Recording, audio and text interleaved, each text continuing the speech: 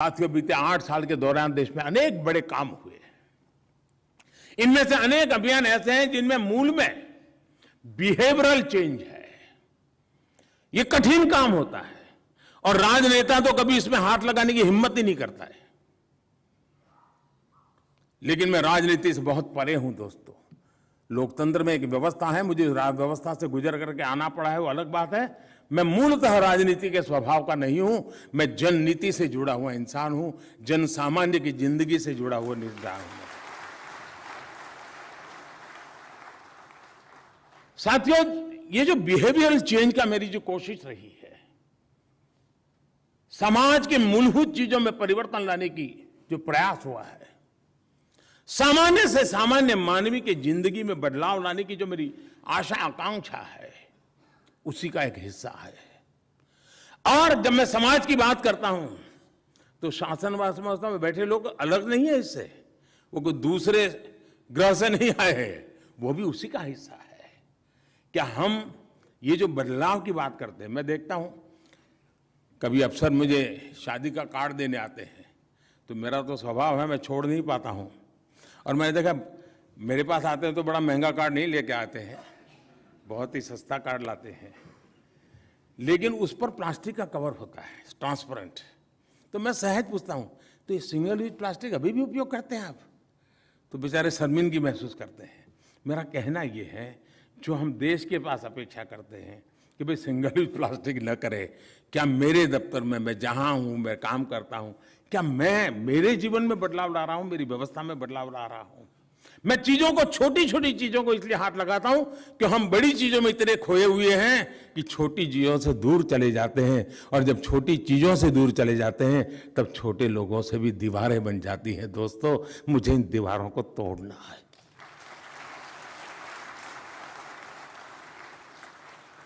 अब स्वच्छता का अभियान मुझे कोशिश करनी पड़ती है। हर 15 दिन में डिपार्टमेंट में क्या चल रहा है, देखो स्वच्छता का कुछ हो रहा है क्या? इतने 2 साल 3 साल 5 साल हो गए दोस्तों, क्या अब वो हमारे डिपार्टमेंट में स्वभाव बनना चाहिए कि नहीं बनना चाहिए? अगर वो स्वभाव नहीं बना है तो देश के सामान्य नागरिक से उसको स्वभाव बन जाएगा, ये अपेक्षा करना ज्यादा ही होगा। और इसलिए मैं कहता हूं साथियों, हमने इसकी व्यवस्था को स्वीकार करना। अब हम डिजिटल इंडिया की बात करते हैं, फिनटेक की चर्चा करते हैं। भारत ने फिनटेक में जो गति लाई है, डिजिटल पेमेंट की दुनिया में जो कदम उठाया, जब मैं काशी के किसी नौजवान को इनाम मिलता है हमारे अफसर को, तो ताली बजाने का मन तो कर जाता है। क्यों? क्योंकि वो रेडी पटरी वाला कोई डिजिटल पेमेंट की काम कर रहा है और हम तस्वीर पर देखते हैं, अच्छा लगता है। लेकिन मेरा बाबू वो डिजिटल पेमेंट नहीं करता है।